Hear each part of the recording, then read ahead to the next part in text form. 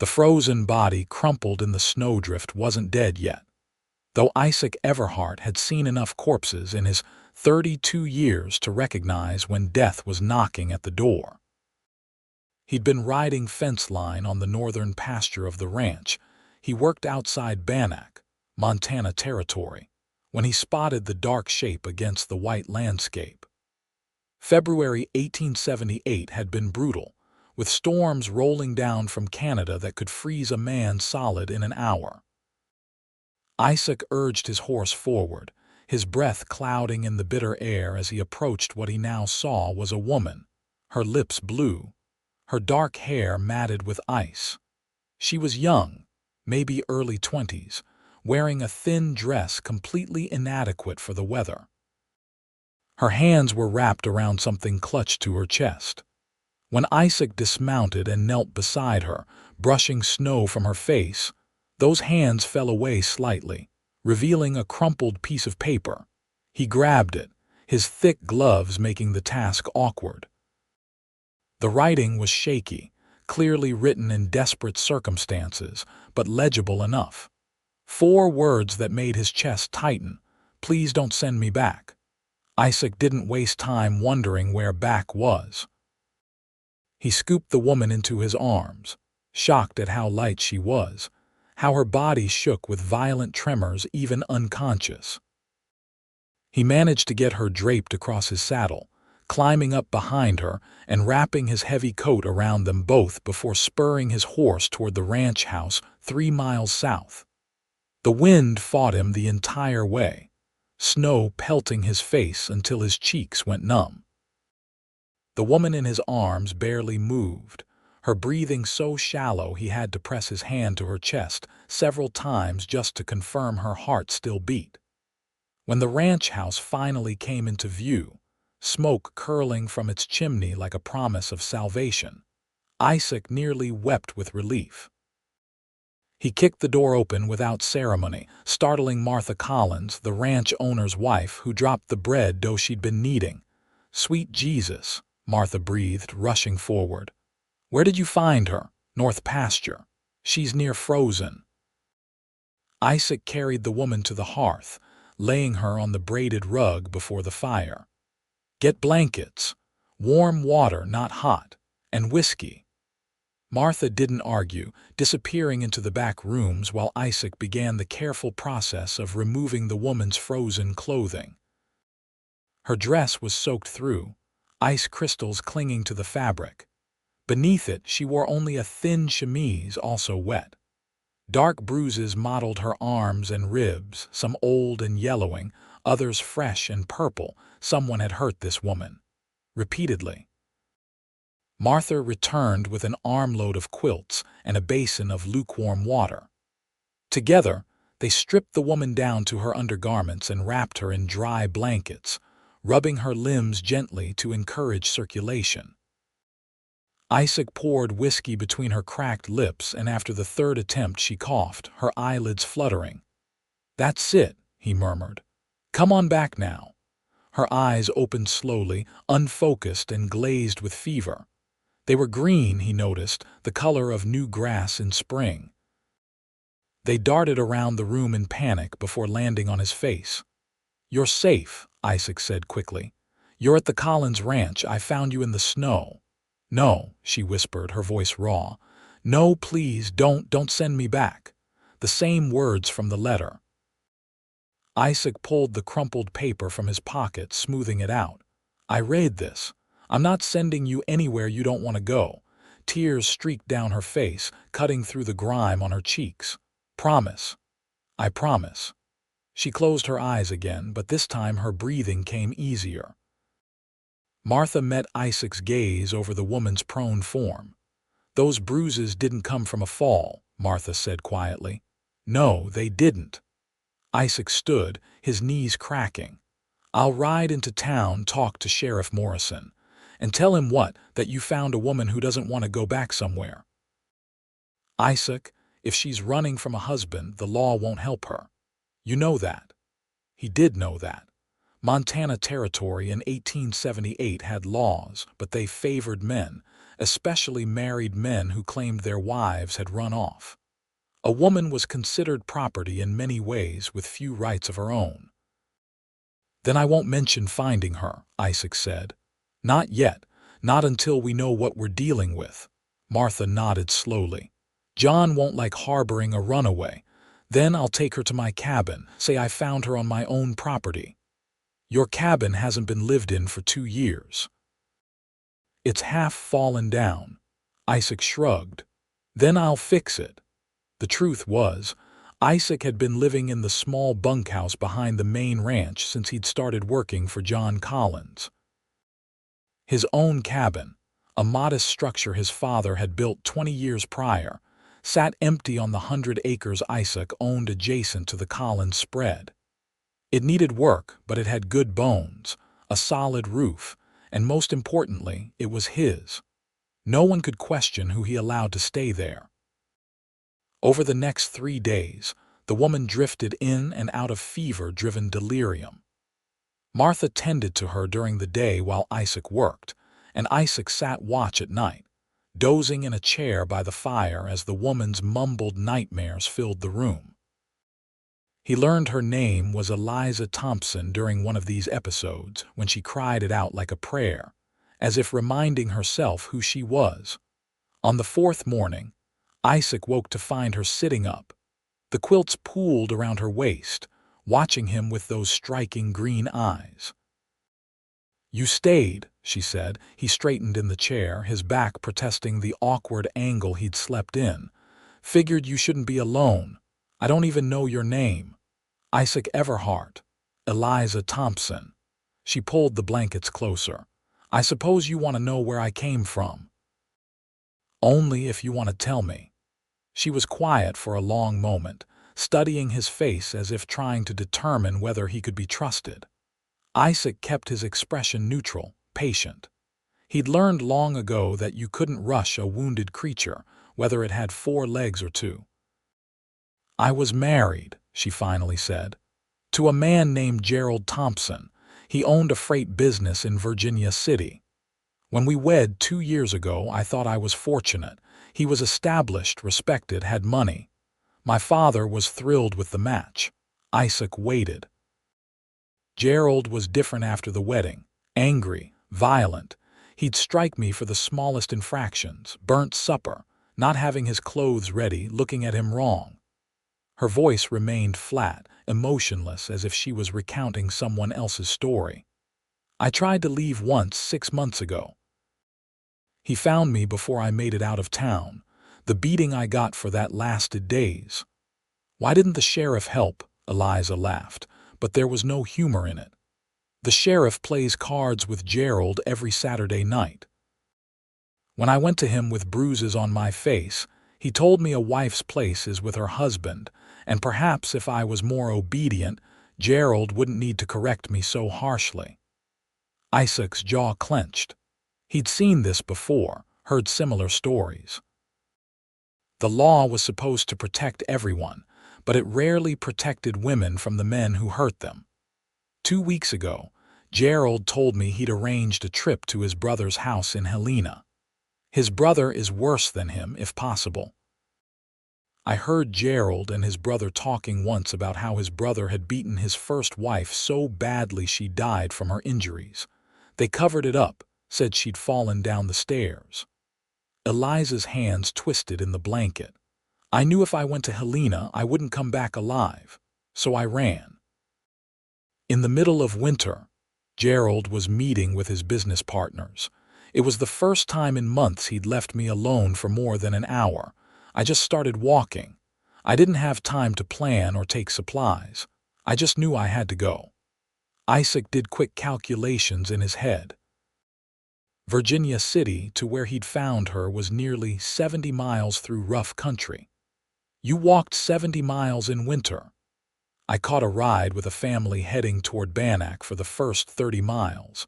They dropped me at a crossroads, heading east while I needed to go north. I walked the rest.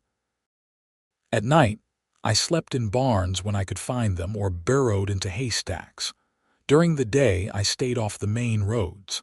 She met his eyes. I wrote that letter 3 days into walking. I was so cold and tired, and I thought I might die. I wanted someone to know I chose this. That freezing to death alone was better than going back. The raw honesty in her voice made Isaac's chest ache. You're not going back. You can't promise that. If Gerald finds me, he won't. You don't understand. He won't stop looking. He sees me as his property, and Gerald doesn't like losing what's his. Isaac leaned forward, resting his elbows on his knees. Miss Thompson, I'm going to tell you something, and I need you to believe me. You're going to stay here at my cabin for as long as you need. If your husband comes looking, he'll have to go through me first, and I promise you that won't go well for him. She searched his face, that wariness still present but softening slightly. Why would you do this for a stranger? Because it's the right thing to do. That's not a reason. Plenty of men know what's right and do what's easy instead. He considered that. My mother, he said slowly, was killed by my father when I was 8 years old. He was a drunk, mean as a snake when he was in his cups. One night he went too far. They ruled it an accident, said she'd fallen and hit her head. But I was there. I saw what really happened. Eliza's eyes widened. I couldn't help her. I was too small, too weak, too young. But I swore when I was old enough I'd never stand by and let a man hurt a woman, not if I could prevent it. Isaac straightened. So that's why. Because someone should have helped my mother and no one did. Tears spilled down Eliza's cheeks and she wiped at them roughly. I'm sorry. Don't be sorry, just get well. Martha's been feeding you broth, but you need real food to get your strength back. Once you're able to walk without stumbling, I'll take you to my cabin. It needs work, but it's private. No one will bother you there.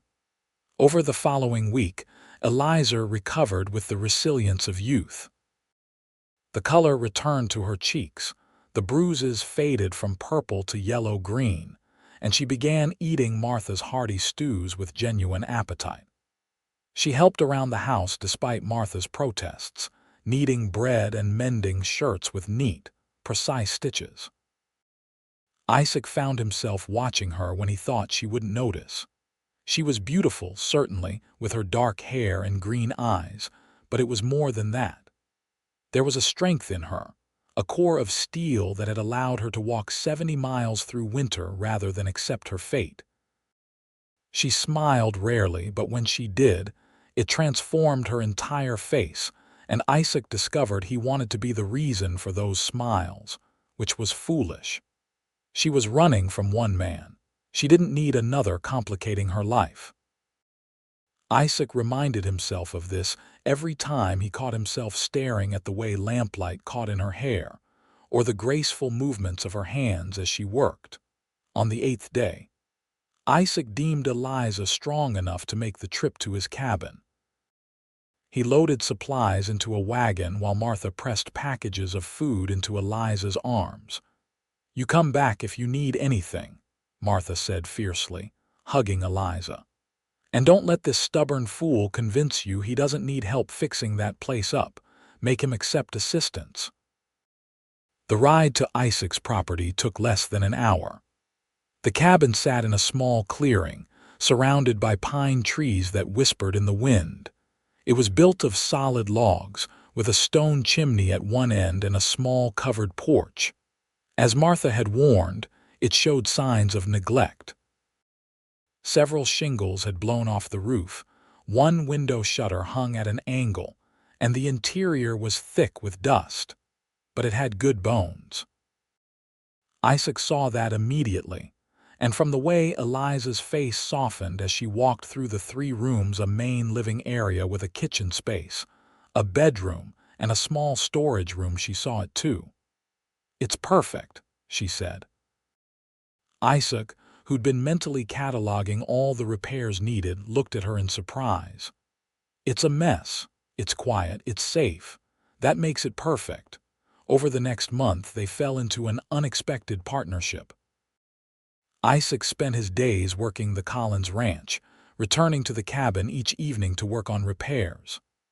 Eliza cleaned and organized, turned the neglected structure back into a home. She scrubbed floors, washed windows, and somehow coaxed the old stove into reliable operation. She planted early vegetables in the plot behind the cabin, even though frost still threatened. They developed routines. Isaac would arrive home to find supper waiting, simple but delicious meals that Eliza prepared from Martha's generous supply of staples. They'd eat together at the rough-hewn table, conversation flowing easily as they shared details of their days. Afterward, Isaac would work on whatever repair was most pressing while Eliza mended or knitted, her hands never idle. Slowly, Isaac learned more about her. She'd grown up in Ohio, the youngest of 4 daughters. Her father was a minister, stern and unyielding in his faith. Her mother had died when Eliza was 16, and her father had remarried within 6 months to a woman who made clear she had no interest in caring for her predecessor's children. "I was 19 when Gerald came to town on business," Eliza said one evening as they sat on the newly repaired porch, watching the sun set. "He attended one of my father's services. Afterward, he spoke to my father about me. A month later, we were married. I barely knew him." "Did you want to marry him?" Isaac asked. "I wanted to leave my father's house. My stepmother made every day miserable and my father always took her side. Gerald seemed like an escape." She pulled her shawl tighter. "I didn't realize I was trading one prison for another. You're free now." "Am I?" She turned to look at him. "I can't work. If I take a job in town, someone will ask questions, might send word to Virginia City. I can't leave Montana Territory because I have no money and nowhere to go. I'm entirely dependent on your charity." "It's not charity." "Then what is it?" Isaac struggled to find words for what he felt. Over the past month, Eliza had become essential to his life in ways he hadn't anticipated. He looked forward to coming home each evening, to her smile when he walked through the door, to the sound of her humming as she cooked. The cabin, empty and cold for so long, now felt warm and alive. But he couldn't tell her that. She needed safety and stability, not a man declaring feelings she might not reciprocate, might even fear. "It's friendship," he finally said. Something flickered in her eyes, too quick to identify. "Friendship," she repeated. "Yes, I suppose it is." Spring arrived gradually, winter's grip reluctant to release Montana Territory. The snow melted in patches, revealing brown grass that would soon turn green. Eliza's garden sprouted, tender shoots pushing through the earth with determined optimism. Isaac finished the major repairs on the cabin and started on improvements, building a better chicken coop and reinforcing the small barn. They existed in a strange sort of limbo, neither discussing the future nor fully acknowledging the present. Isaac knew it couldn't last. Eventually, decisions would need to be made. But he was content, for now, to simply exist in these peaceful days where Eliza was safe and smiling more frequently. The peace shattered on a warm April morning when Isaac returned to the cabin midday to retrieve a tool he'd forgotten. He heard Eliza scream before he saw them 2 men on horseback, one of them grabbing for Eliza as she fought to get back inside the cabin. Isaac didn't think. He spurred his horse forward, launching himself from the saddle to tackle the man reaching for Eliza. They went down hard, rolling in the dirt. The man came up swinging, catching Isaac across the jaw with a punch that made stars explode in his vision. But Isaac had spent years working ranches, his body hardened by physical labor. He absorbed the punch and delivered 3 of his own, feeling the satisfying crunch of cartilage as the man's nose broke. The man dropped, groaning. Isaac turned to find the second man had Eliza by the arm, trying to drag her toward his horse. Her face was contorted with terror and rage as she clawed at his hand. "Let her go," Isaac said, his voice deadly calm. The man looked at him, then at his companion bleeding in the dirt, and made a calculation. He released Eliza, holding up his hands. "We don't want trouble. We're just collecting what belongs to Gerald Thompson. She doesn't belong to anyone. She's his wife. He's got legal right to her. And I've got a legal right to remove trespassers from my property. You've got 10 seconds to get on your horses and ride out." Thompson's not going to like this.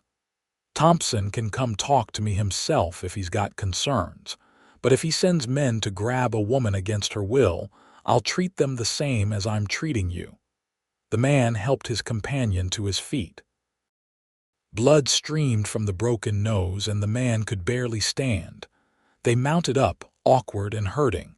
"He'll come," the man said, "and he's bringing the law with him." They rode out, and Isaac turned to Eliza. She was shaking, her arms wrapped around herself.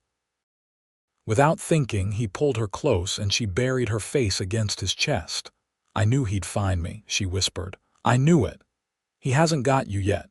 You heard them. He's coming with the law. Isaac, you can't fight the law." He held her tighter, his mind racing. She was right. If Gerald Thompson arrived with a sheriff and a legal marriage certificate, Isaac had no grounds to keep her. The law would side with the husband, regardless of the circumstances, unless Eliza wasn't married anymore. The idea formed slowly, audacious and complicated. Isaac pulled back, looking down at Eliza's frightened face. "What if you were divorced?" he asked. "Montana doesn't allow divorce without proof of adultery or abandonment, and even then it takes months. We don't have months." "Then what if you were married to someone else?" Eliza stared at him. "What? If you were married to me, legally married, then you wouldn't be Gerald Thompson's wife anymore. He'd have no claim on you." "Isaac, that's insane. You can't just marry someone to protect them from their husband. Besides, I'm already married." "I can't marry you while Gerald and I are still wed." "Legally, you probably could. You'd be committing bigamy, which is illegal, but Gerald would have to prove it. And if you claimed Gerald had abandoned you, that he'd thrown you out, you'd have grounds for annulment of your first marriage based on fraud or abandonment. This is too complicated. There are too many ways it could go wrong." Isaac took her hands. "Eliza, listen to me. If we do nothing, Gerald will take you back. You know what that means. But if you're married to me, we have a fighting chance. It complicates things legally, buys us time. And while the courts are sorting out which marriage is valid, you're under my protection as my wife. Why would you do this? If we get caught, you could be prosecuted. You could lose your land, go to jail. Because I can't let him take you back to die." She searched his face, and Isaac wondered what she saw there. He was a simple man, a rancher with calloused hands and a modest cabin. He had nothing to offer her except protection and a determination to keep her safe. "There's something you should know," Eliza said quietly, "before you make this offer." "What?" "I care for you, more than I should, more than is wise. These past months living here, seeing you every day, I've been happy for the first time in years. But that's not a good reason to marry someone. You deserve more than a woman with a violent husband hunting her, more than someone broken and afraid." Isaac's heart pounded. "You're not broken. You're the strongest person I've ever met, and I care for you too, have for weeks now. This isn't how it's supposed to happen. Maybe not, but it's what we've got." She closed her eyes, and when she opened them, there was resolve there. "All right, if you're truly willing, then yes. I'll marry you." They rode to Bannack that afternoon.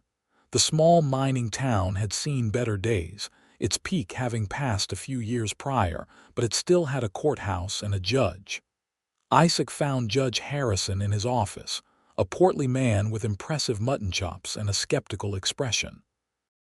"You want to get married right now?" the judge asked. "Yes, sir.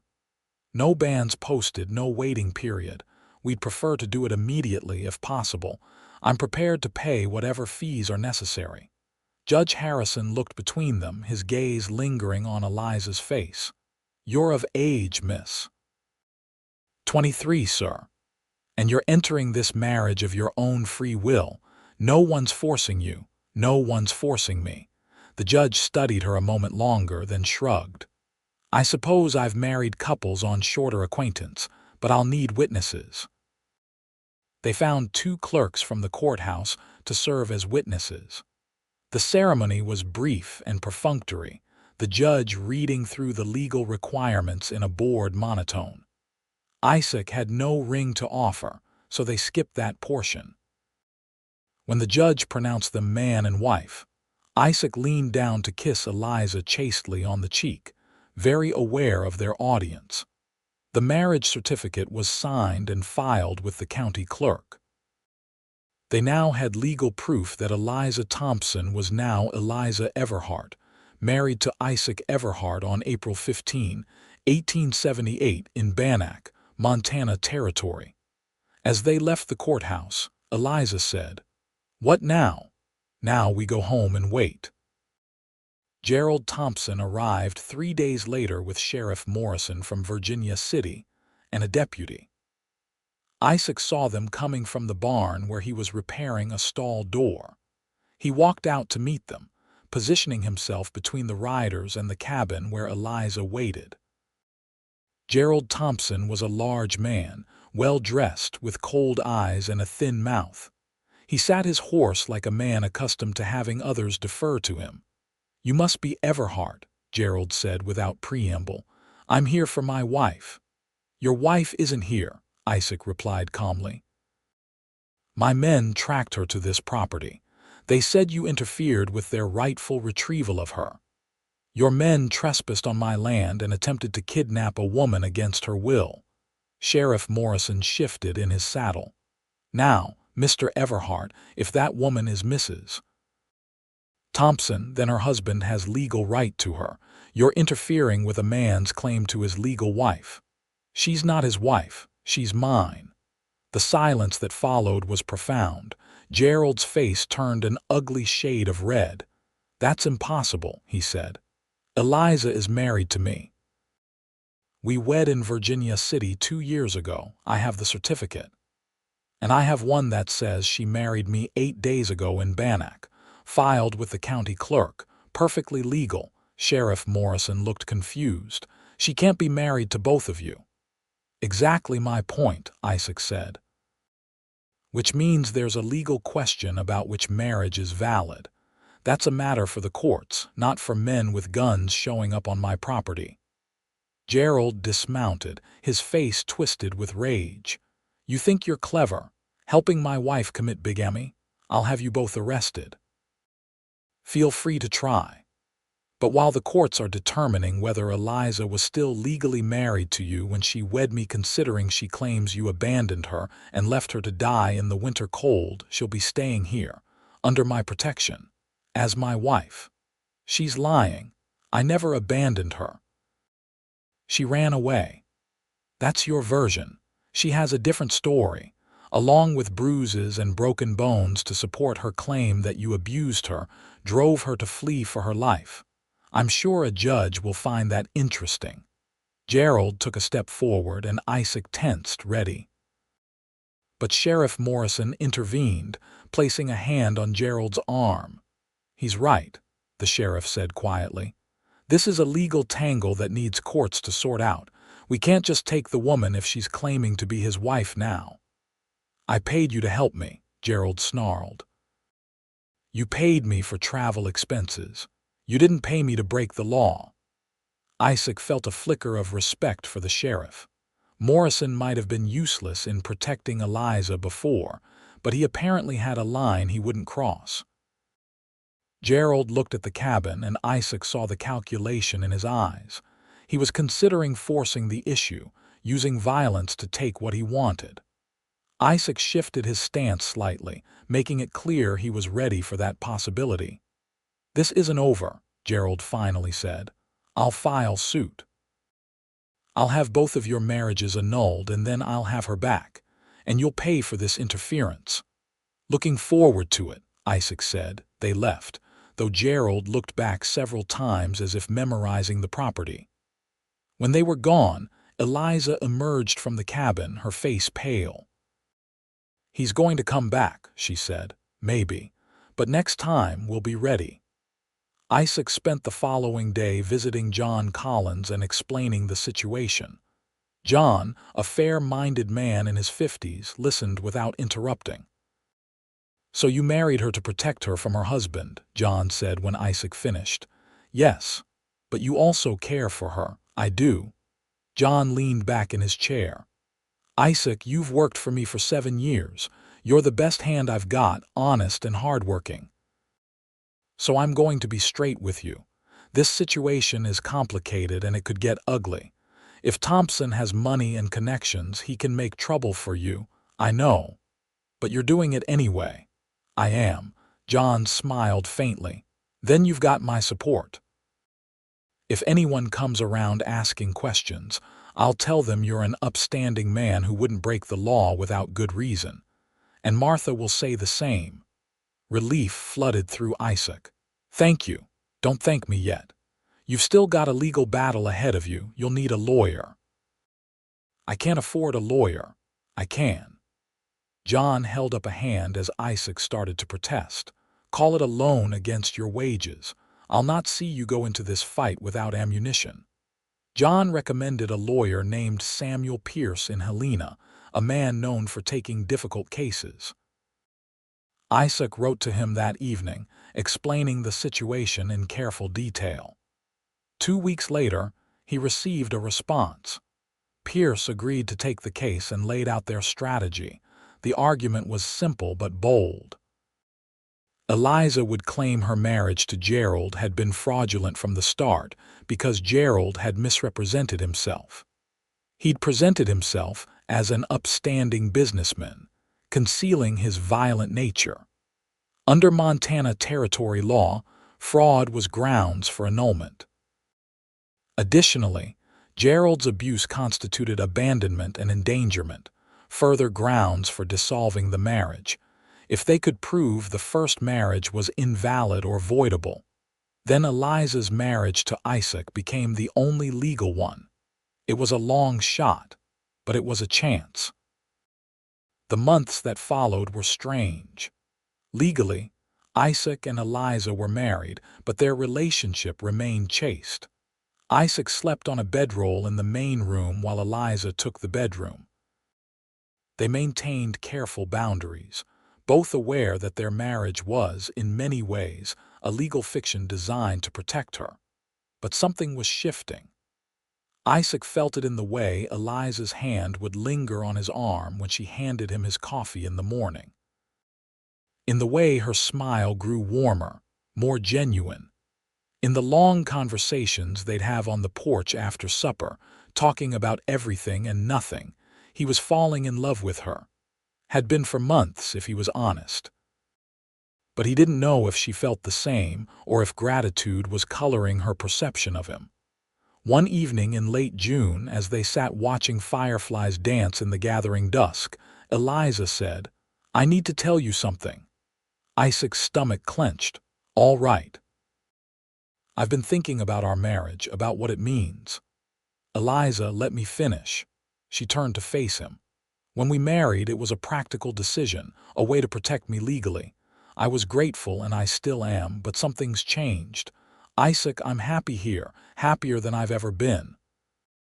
And it's not just because I'm safe, it's because of you." His heart began to pound. "Eliza, you don't have to. I'm not saying this out of obligation. I'm saying it because it's true. I love you. I think I've been falling in love with you since that first week, when you sat up all night making sure I didn't die of fever. And I understand if you don't feel the same, if this marriage is just a legal arrangement for you. But I needed you to know." Isaac reached for her hand, threading his fingers through hers. "I love you too. Have for so long now I can't remember when it started. I didn't say anything because I didn't want you to feel pressured or obligated. You're not pressuring me. Then I'm saying it now. I love you, Eliza. Not because I married you to protect you, but because of who you are. Your strength, your kindness, your determination. The way you hum when you're cooking and don't think anyone's listening. The way you insist on feeding every stray cat that shows up. The way you've turned this cabin into a home. She was crying, but she was smiling too. So what do we do now? Whatever you want. She kissed him, and it was nothing like the chaste kiss they'd shared at their hurried wedding.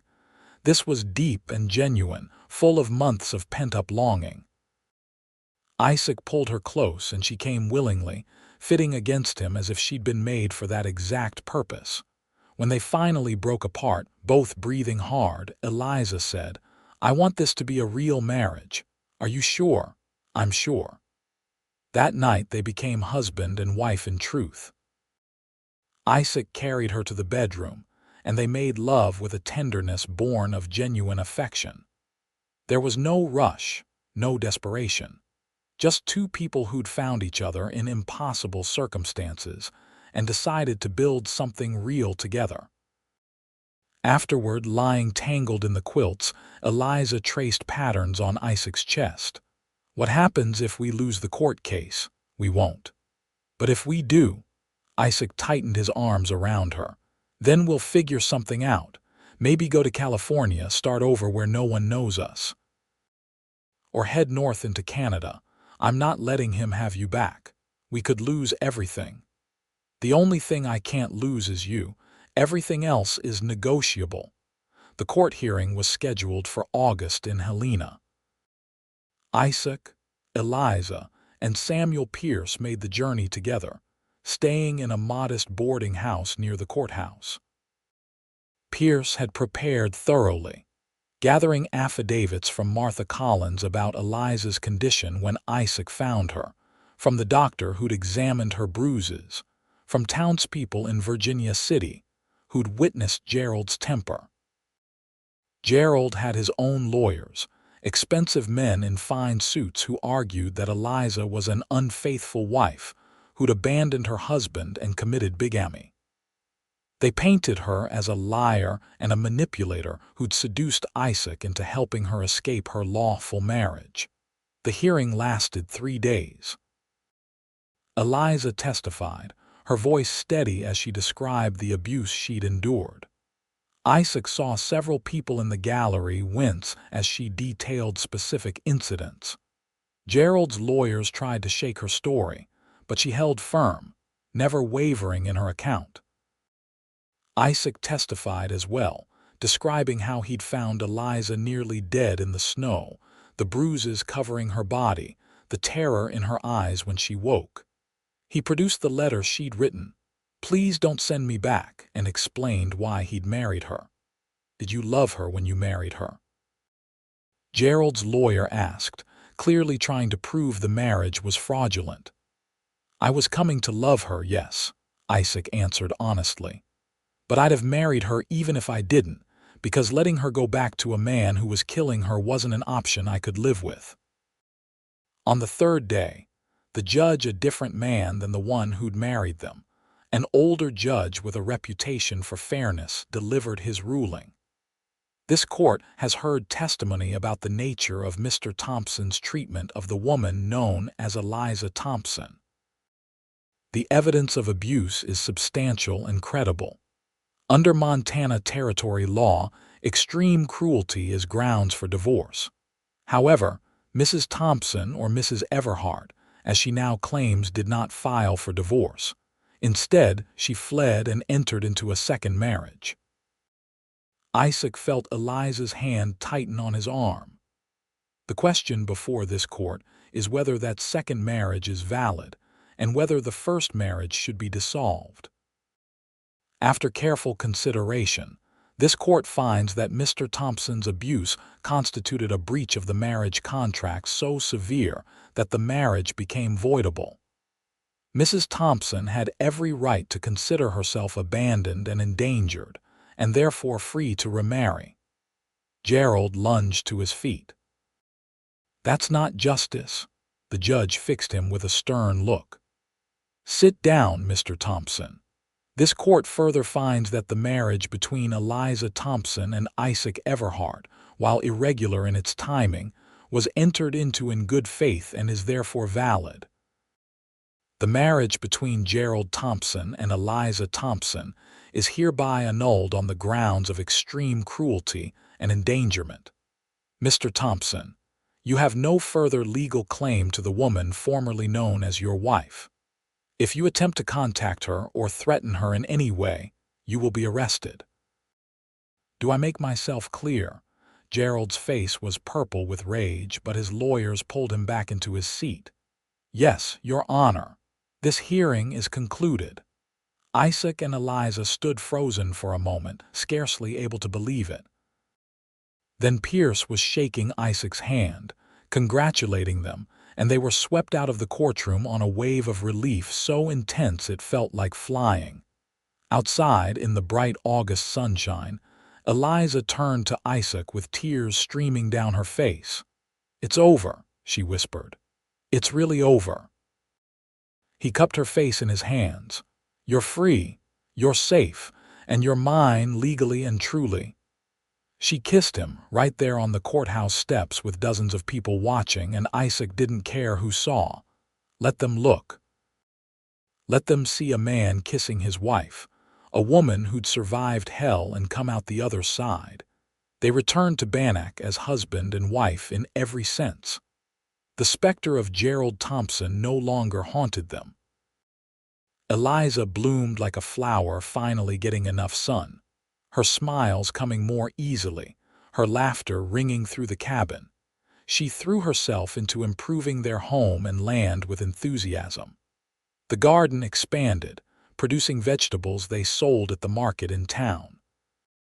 She started raising chickens, then added a milk cow.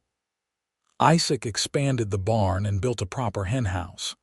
They talked about the future, making plans that stretched years ahead. In October, Eliza told Isaac she was pregnant. He swept her into his arms, spinning her around despite her laughing protests. "Careful, you'll make me sick. Sorry." He set her down gently, his hands immediately moving to her still flat stomach. "Are you sure?" "I'm sure. Martha helped me figure it out. She thinks the baby will come in late April or early May, a spring baby." Isaac grinned so wide his face hurt. "We'll need to add a room onto the cabin. We have time." They spent that winter preparing. Isaac built an addition onto the cabin, creating a small nursery adjacent to their bedroom. Eliza sewed tiny clothes and blankets, her hands creating impossibly small garments. Martha visited regularly, bringing advice and supplies, fussing over Eliza like a mother hen. Isaac found himself overwhelmed at times by the magnitude of what was happening. A year ago, he'd been a bachelor rancher, lonely in his empty cabin. Now he had a wife he loved desperately and a child on the way. Sometimes he'd wake in the night just to watch Eliza sleep, her hand resting on her growing belly, and feel gratitude so profound, it brought tears to his eyes.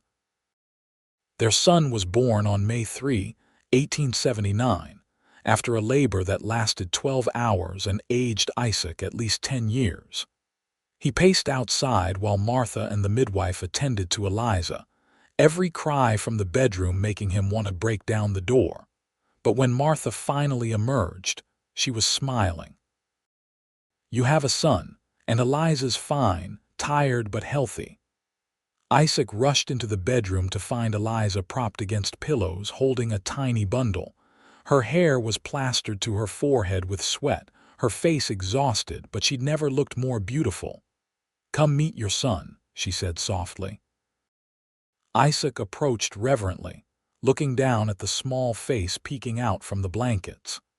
The baby had a shock of dark hair and a scrunched expression that suggested he wasn't entirely pleased about being born.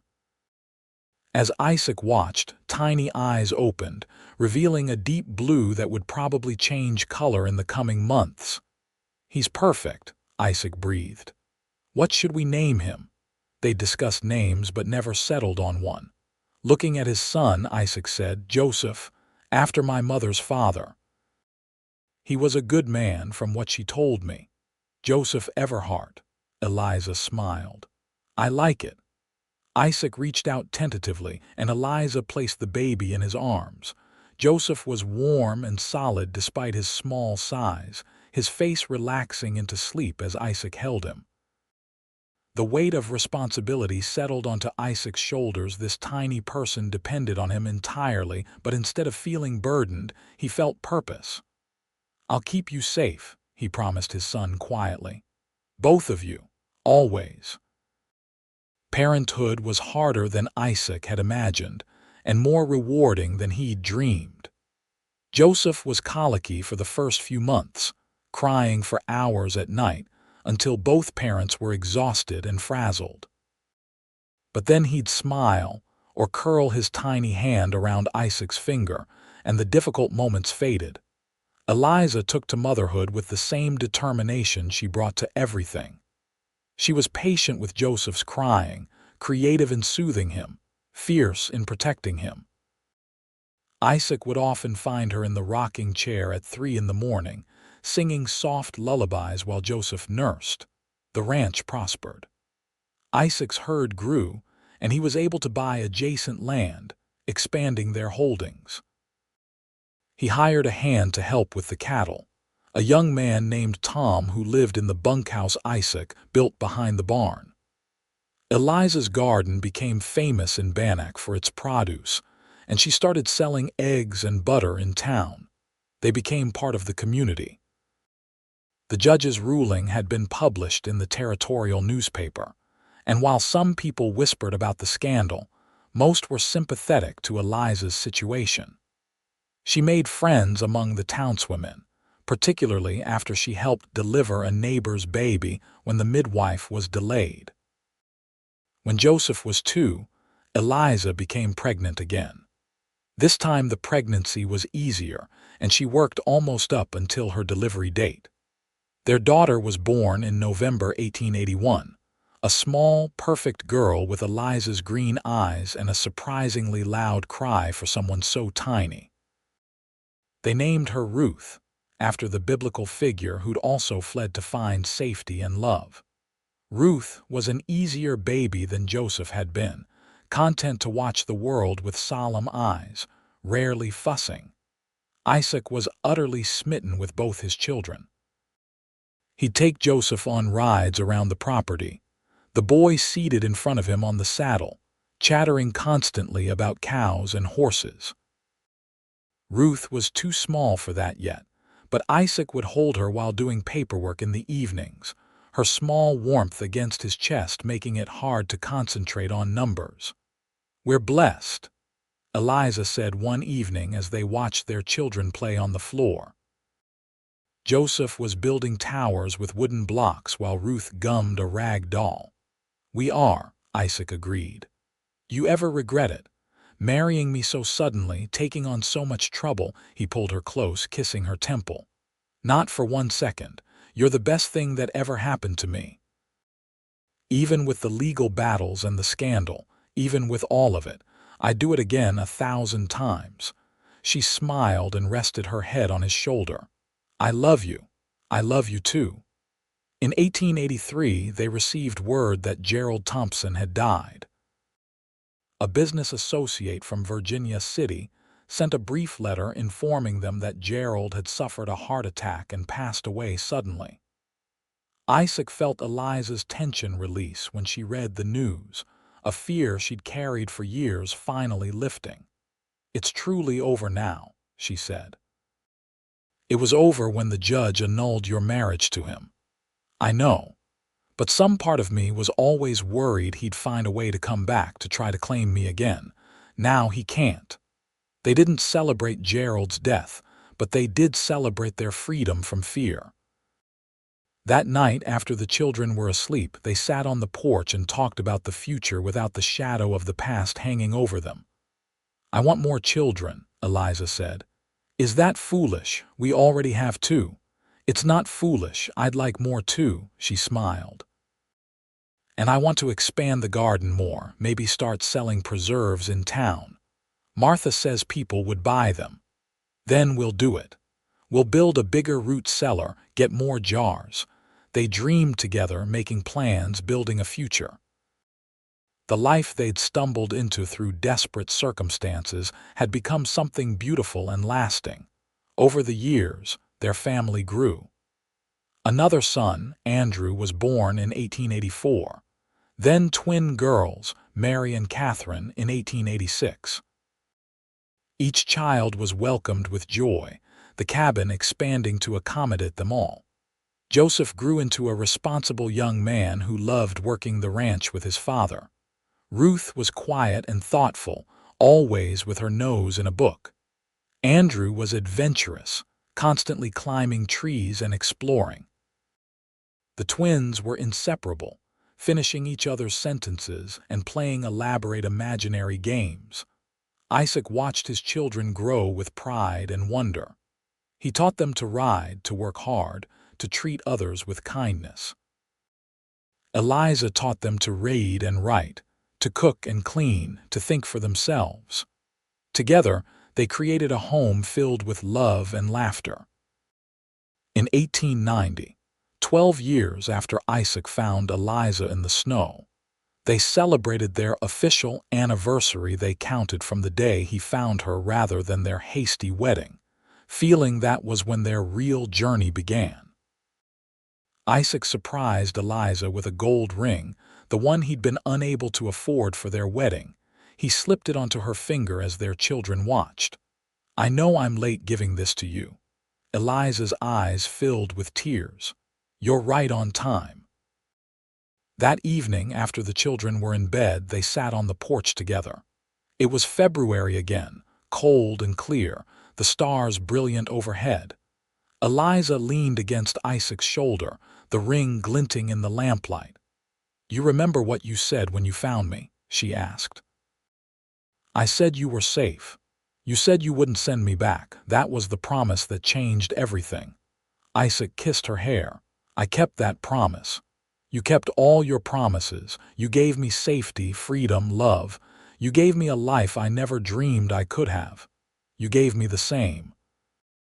Before you, I was just existing. You made me live." She turned to kiss him properly, and it still sent warmth through him after all these years. "I love you, Isaac Everhart. I love you, Eliza Everhart." They sat together in comfortable silence, watching the stars wheel overhead.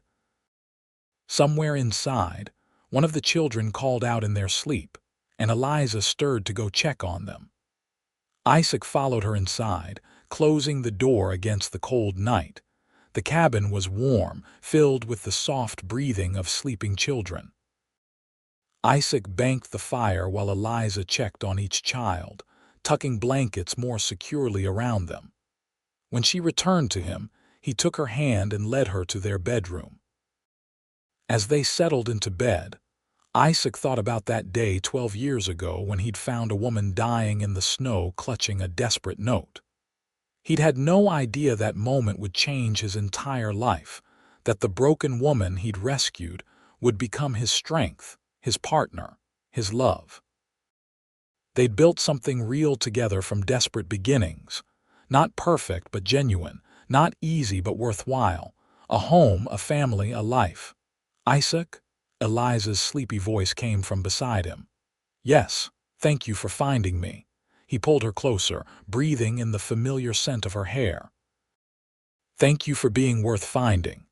She fell asleep in his arms, and Isaac lay awake a while longer, listening to the sounds of his home. The wind in the pines outside, the crackle of the fire, the soft breathing of his wife and children. This was everything he'd never known he wanted. A woman dying in the snow had written, "Please don't send me back," and Isaac had promised he wouldn't. That promise had led to this, a life filled with love and children and purpose. He'd kept his promise, and in doing so, found everything he'd been missing. Isaac closed his eyes, content. Tomorrow would bring new challenges, new joys, new moments to share with his family. But tonight, he simply held his wife and counted his blessings. The years continued to pass, each one adding layers to their story. Joseph grew into a strapping young man of 20, taking over more responsibility on the ranch. He'd inherited Isaac's work ethic and Eliza's kindness, and Isaac knew the ranch would be in good hands when he eventually passed it on. Joseph had started courting a girl from town, sweet Sarah Mitchell, and Isaac suspected he'd soon be gaining a daughter-in-law. Ruth, at 18, had become the town's schoolteacher, having impressed the school board with her education and patience. She still lived at home but talked about maybe moving to Helena to attend the normal school there, become a real certified teacher. Isaac struggled with the thought of his daughter leaving, but he supported her dreams. Andrew, 16, was as adventurous as ever, talking about seeing the ocean someday, maybe heading to California or Oregon. The twins, now 14, were becoming young ladies, much to Isaac's dismay. He wasn't ready for them to grow up, to start drawing the attention of young men. In 1898, 20 years after that fateful February day, Isaac woke to find Eliza already up, standing at the window watching the sunrise. At 43, she was still beautiful, though silver now threaded through her dark hair. The years had added lines around her eyes and mouth, but they were laugh lines, evidence of a life well lived. "What are you thinking about?" Isaac asked, coming to stand behind her and wrap his arms around her waist. "How different my life is from what I imagined." She leaned back against him. 20 years ago, I was walking through snow, certain I was going to die. I'd accepted it. Death seemed preferable to going back. And now I have everything. A husband I love more every year, children who make me proud, a home that's truly mine. Isaac, I'm so grateful you found me. He tightened his arms around her. "I'm grateful you held on long enough for me to find you." She turned in his arms. "Do you know what I want to do today?" "What?" "Let's ride out to where you found me. I've never been back to that spot." Isaac considered that. "It's a fair distance." "I know. But I want to see it. I want to stand there and remember where I was, appreciate how far I've come." They told the children they'd be gone for the day, packed a lunch and saddled horses. The ride took several hours, but the day was pleasant, early spring sunshine warming the air. They talked as they rode, discussing everything and nothing: Joseph's likely engagement, Ruth's plans for the school year, whether Andrew would really leave for the coast when he turned 18. Isaac recognized the spot when they reached it, though 20 years had changed things. The tree he'd used as a landmark was larger now, and the fence line had been moved and improved. But the general area was the same. They dismounted, and Eliza stood looking at the snowy ground. Winter hadn't fully released its grip this high up, and patches of white still remained in shaded areas. "Here," Isaac said. "You were lying right about here in a drift against that rock outcropping." Eliza walked to the spot, kneeling down. She placed her hand on the ground, her expression distant. "I don't remember much of that last day, just cold and being so tired I couldn't take another step. I remember writing the note, thinking someone might find my body and wonder. I wanted them to know I chose this." Isaac knelt beside her. "I'm glad I found you when I did. Another hour and it would have been too late." "Do you believe in fate?" she asked suddenly. "I don't know, maybe." "I do. I think I was meant to walk 70 miles in winter. I was meant to collapse in that exact spot where you'd find me. Everything happened exactly as it needed to for us to find each other." She looked at him, her green eyes bright. "We were meant to be together, Isaac." "Then I'm grateful to fate for bringing you to me." They stood together, looking out over the landscape that had nearly been Eliza's grave and instead became the beginning of their life together. The wind whispered through the pines, carrying the scent of snow and spring in equal measure. "I forgive him," Eliza said quietly. Isaac knew immediately who she meant. "Gerald." "Yes. I've been carrying anger for so long, even after his death. But standing here, seeing how much good came from that terrible time, I can let it go." He was a cruel man who hurt me, but he also inadvertently led me to you. If I'd never married him, I'd never have ended up here. So I forgive him, and I let him go." Isaac understood. Forgiveness wasn't about excusing what Gerald had done. It was about Eliza freeing herself from the last chain binding her to that past. "I'm proud of you," he said. They had lunch sitting on a flat rock, watching clouds drift across the sky. Eliza told stories about the children, making Isaac laugh with her impressions of the twins' latest scheme. He told her about his plans to expand the herd next year, maybe buy more land to the east. As the sun began its descent toward the horizon, they mounted up for the ride home. Eliza took one last look at the spot where she'd nearly died. "Goodbye," she said softly, "and thank you." They rode home in companionable silence as evening settled over the land. When the cabin came into view, lights already glowing in the windows, Isaac felt the familiar warmth of homecoming. This was what he'd built, not just a house but a home, not just a marriage but a partnership, not just survival but a life worth living. The children were waiting, having started supper. The kitchen was chaotic with multiple people cooking and talking over each other, and Isaac had never loved anything more. This was his family, loud and messy and perfect. That night, after everyone had eaten and the dishes were cleaned, the family gathered in the main room. Andrew played the fiddle while the twins sang, their voices blending beautifully. Ruth read aloud from a letter she'd received from a friend in Helena. Joseph talked about the new horse he was training. Eliza sat beside Isaac, her hand in his, and he felt complete. This moment, surrounded by their children and the life they'd built, was everything. Later, lying in bed, Eliza said, "I want you to know something." "What's that?" "If I could go back and change things, warn my younger self about Gerald, avoid that whole nightmare, I wouldn't." Isaac shifted to look at her in the dim light. "Really? Really? Because that path, as painful as it was, led me here, to you, to our children, to this life.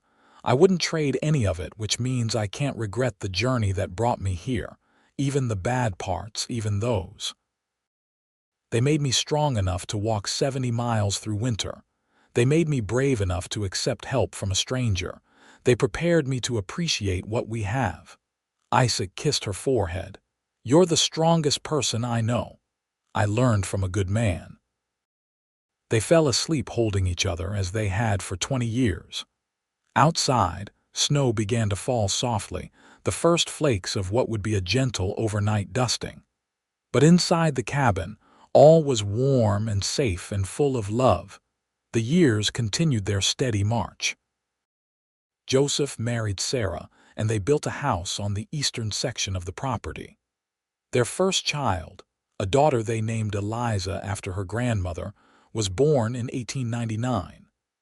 Isaac held his granddaughter and marveled at how life continued, each generation building on what came before. Ruth did eventually go to Helena for teacher training, though she returned to Bannack afterward, taking up the position of headmistress at the school.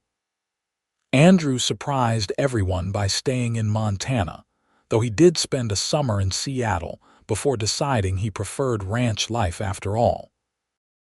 The twins, Mary and Catherine, were as different as could be once they grew older. Mary married a banker and moved to Butte, while Catherine became a nurse, joining one of the few women working at the hospital in Helena. Through it all, Isaac and Eliza remained the center, the foundation their children built upon. They grew older together, gray hair and aching joints marking the passage of time. But their love didn't diminish.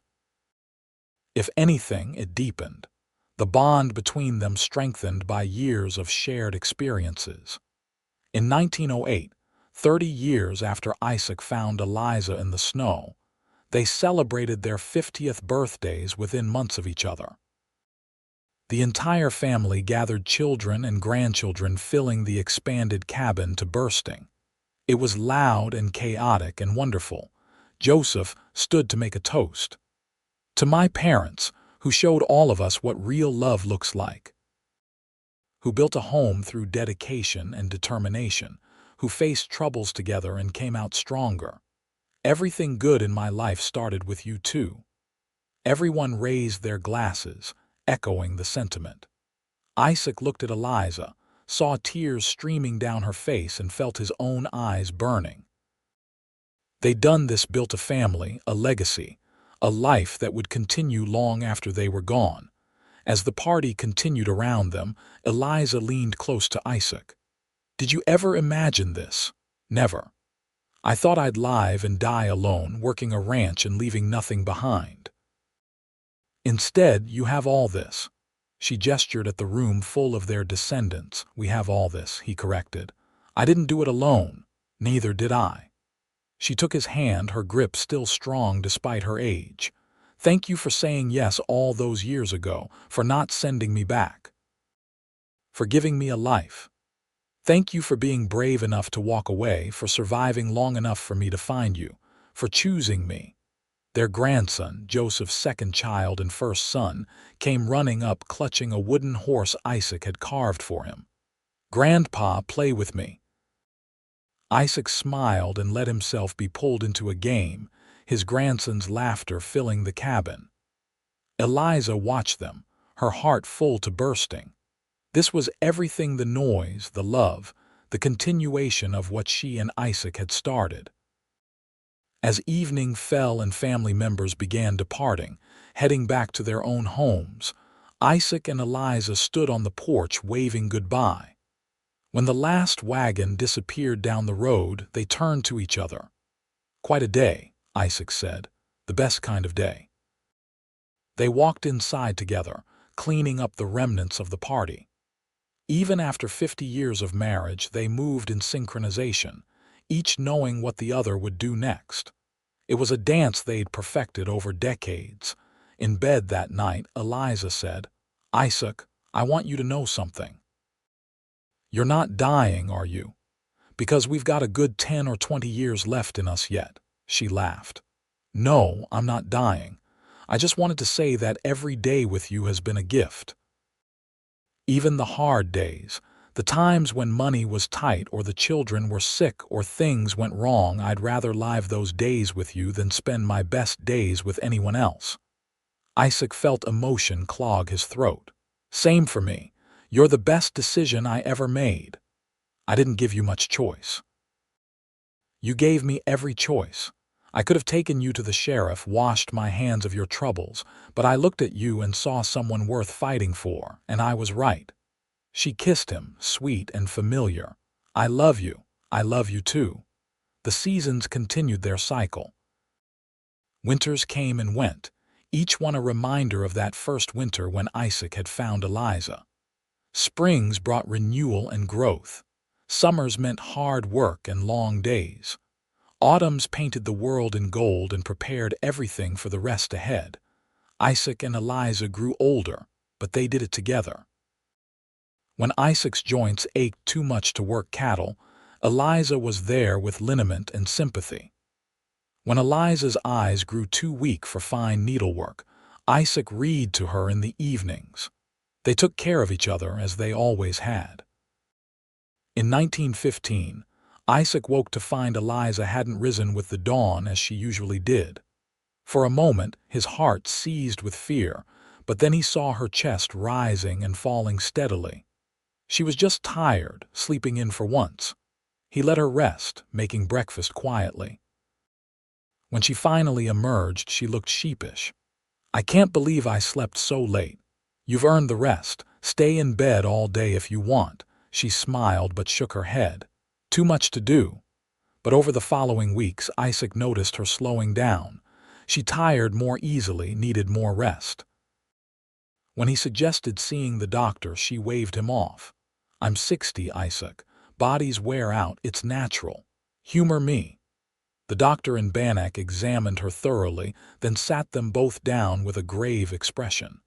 "Mrs. Everhart, I believe you have a condition affecting your heart."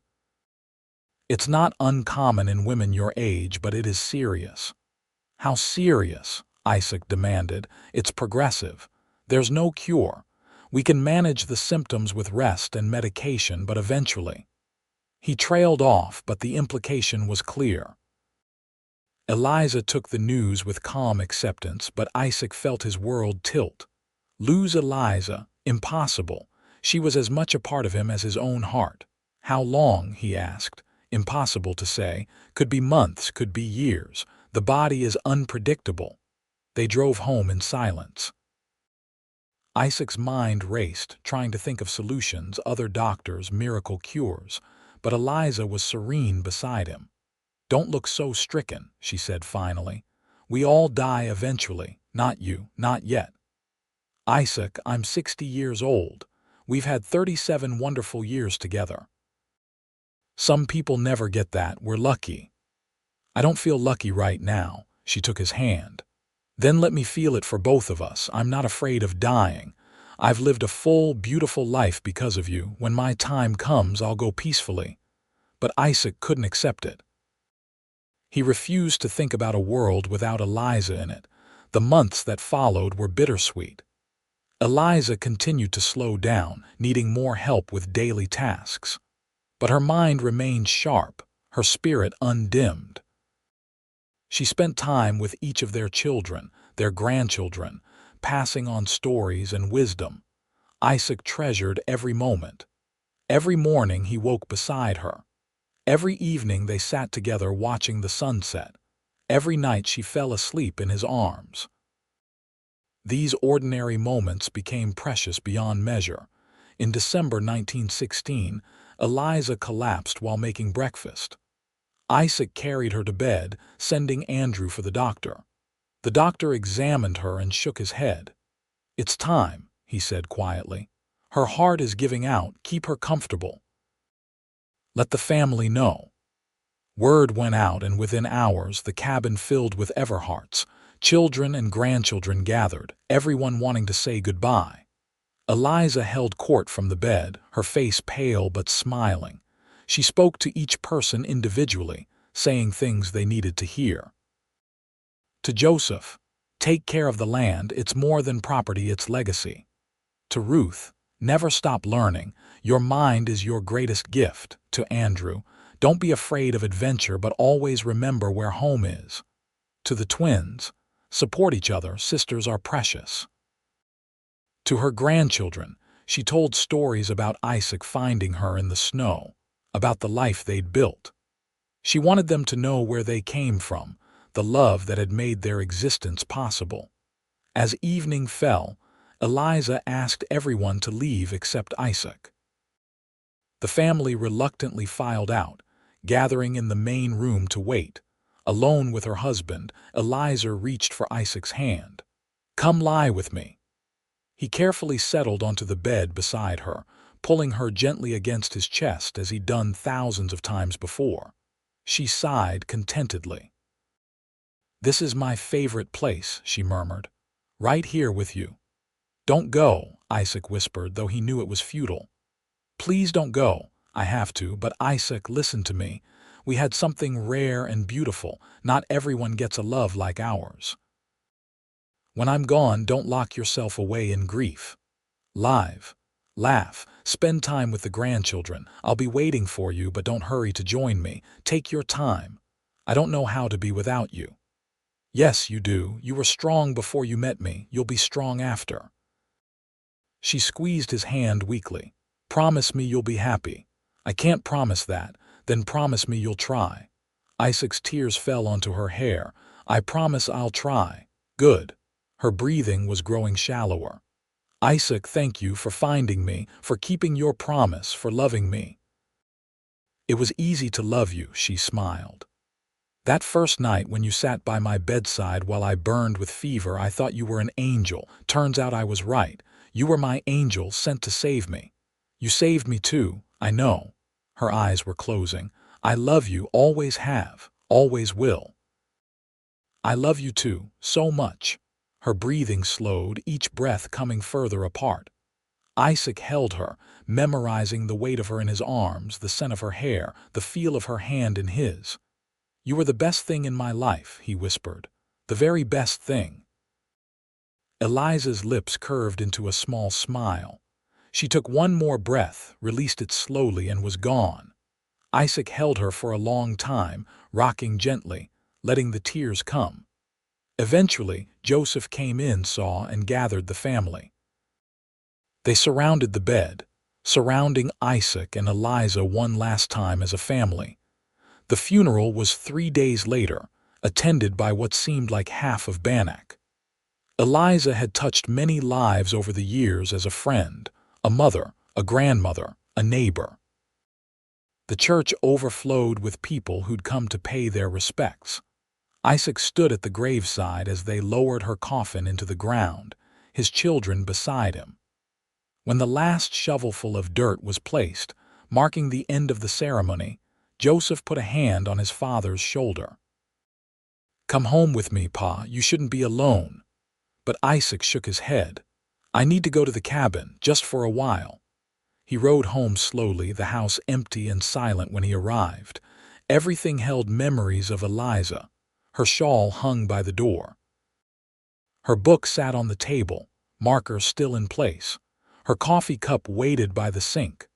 Isaac sat in their bed that night, surrounded by her things, and finally let himself fully grieve. He cried until he had no tears left, his body shaking with sobs. She was gone. His Eliza, his partner, his love gone. But as the first light of dawn crept through the window, Isaac remembered his promise. He'd promised to try to be happy, to live fully. For her, he would try. The days that followed were difficult. Isaac moved through them automatically, tending to the ranch, caring for the animals, maintaining the property. His children visited frequently, worried about him. But slowly, he began to find his footing. He spent time with his grandchildren, telling them stories about their grandmother. He carved toys and taught them to ride. He sat on the porch in the evenings watching the sun set and talked to Eliza as if she could hear him. "I miss you," he'd say. "Every day, but I'm trying like I promised. I'm trying to be happy." Months passed and then years. The grief never fully left, but it became manageable, a part of him rather than something that consumed him. He found joy in his family, in the land, in the life he and Eliza had built together. In 1920, at 65, Isaac finally retired from active ranch work, turning full control over to Joseph. He spent his days reading, carving, sitting on the porch.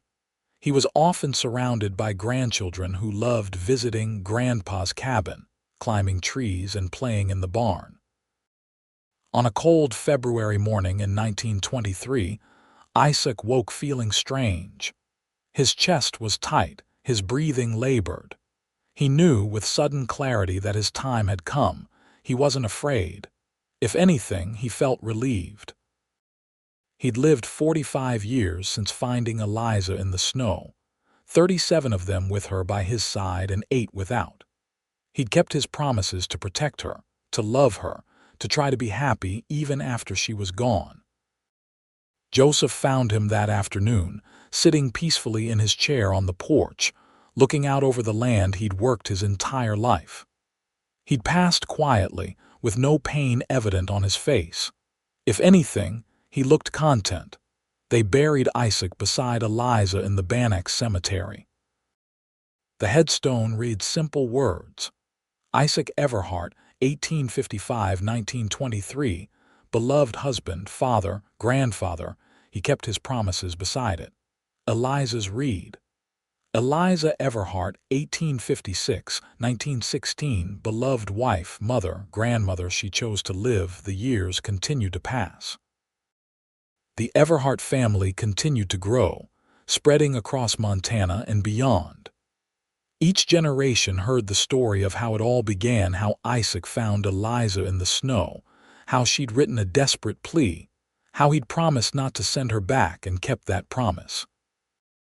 The cabin stood for decades, eventually turned into a family museum of sorts, preserved with its original furniture and items. Everharts would bring their own children to see where it all started, to understand the foundation their family was built on. The story became a family legend, passed down through generations. Great-great-grandchildren who never knew Isaac and Eliza still knew their story. They knew about the letter in the snow, the hasty marriage, the court battle, the life built together. It became a reminder that sometimes the worst moments lead to the best outcomes. That courage can look like walking away from certain death. That love can bloom in the unlikeliest circumstances.